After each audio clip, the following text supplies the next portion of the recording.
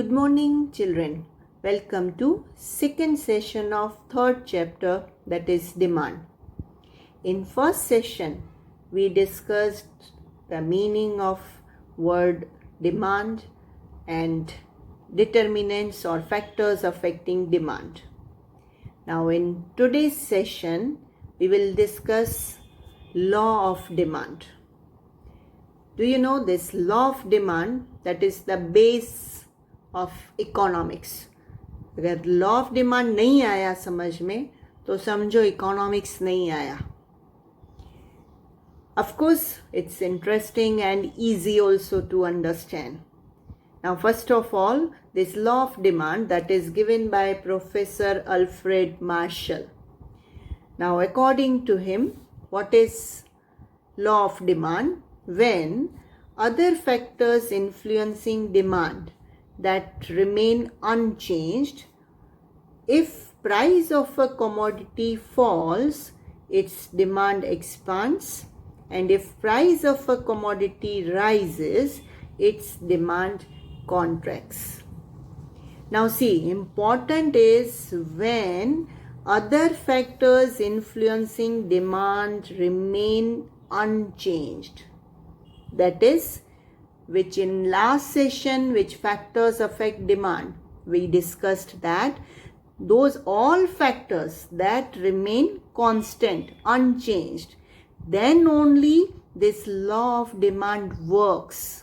Otherwise, just you imagine, if price increases, now law of demand says, as I read just now, if price of a commodity falls, its demand expands, and if price of a commodity rises, its demand contracts or decreases.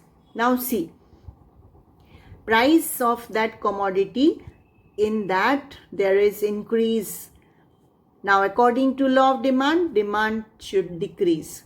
But if along with this, if income of a person also increases, then this law of demand doesn't work. Why? Because if a person's income also increases, then he will increase the demand. And here law says what? That demand should reduce. So this is very important, that these other factors that remain unchanged or that is constant, then only if price of a commodity falls or reduces, then its demand expands, that is demand increases. And if the price of a commodity rises, that is increase in the price, then automatically decrease in the demand. Means here between price and demand there is negative or inverse relationship. How? Price increase, demand decreases. So this is negative or inverse relationship between price and demand. Now before we discuss this, what is law of demand, here few assumptions are there. When these assumptions are satisfied, then only law of demand is applicable. Now which are these assumptions? Of course, which factors other than price. 5 factors we discussed. Those 5 factors only, here we assume that they are constant or unchanged. Like first, tastes and preferences of the consumer remain unchanged. There is no change in taste and preference of the consumer. Whatever their likings are, those same likings are there. Number 2, income of consumer remain unchanged. Consumer's income, in that also there is no increase or no decrease. Next, price of substitute and complementary goods remain unchanged. Here, substitute as well as complementary goods. These both types of goods, prices that remain same. Next, consumers do not make anticipation regarding future prices. About future prices, no anticipation, no expectation that whether the prices are going to increase or prices are going to decrease. And last is size of population remains the same. There is no change in the size of population. That is, population remains same. So this way, when these 5 assumptions, with this only law of demand is applicable or it works. Next, that is demand schedule. Now what is this demand schedule? The schedule showing willingness of a consumer to buy different quantities of a good at various price, that is called the demand schedule. Here you can see I have already written 2 columns are there. One is price of milk in rupees and another is demand of milk in liters. Now at various prices, what demand of that product is, that is known in the form of table. When we write this way, that is known as demand schedule. Now here you can see when the price of this milk, that is rupees 50, at that time demand of this milk is 1 liter. Now as we discussed just now, that price reduces, demand increases. Now price, it is reduced from 50 to 40 rupees. Then demand, it has increased from 1 liter to 2 liters. Still, if price reduces from 40 to 30, in that case, demand of this milk only, it has increased from 2 liters to 3 liters and so on. And opposite to this, if I take from here that when the price of milk is just rupees 10, then demand of milk is 5 liters. If price, it has increased from 10 to 20 rupees, demand, as price increase, demand reduces. So from 5 to 4 liters. From 20 to 30 rupees, then demand of this milk only, it has reduced from 4 to 3 liters and so on. So this way, if price, it is reducing, then demand increases. And opposite to this, if price increases, then demand decreases. So this, when we show in this table form, then this is known as demand schedule. Now this demand schedule only we will show here in the form of diagram. Now here, as usual, you know very well, x and y, 2 axes are there. You can see on x-axis here demand of milk, and on y-axis price of milk. Of course, this is given in the form of rupees and this is given in the form of liters.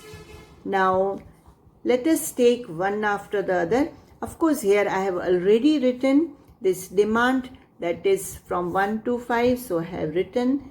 Of course, here it is not on exactly graph paper, so you won't find exact measurement. But and even in your syllabus or in your notebook also, you are not using graph papers. You will draw this diagram on simple your notebook only. So exact measurement you won't find. So no problem about that. But simply 1 centimeters difference, and I have taken here like price 10, 20, 30, 40, 50 and 60 and so on.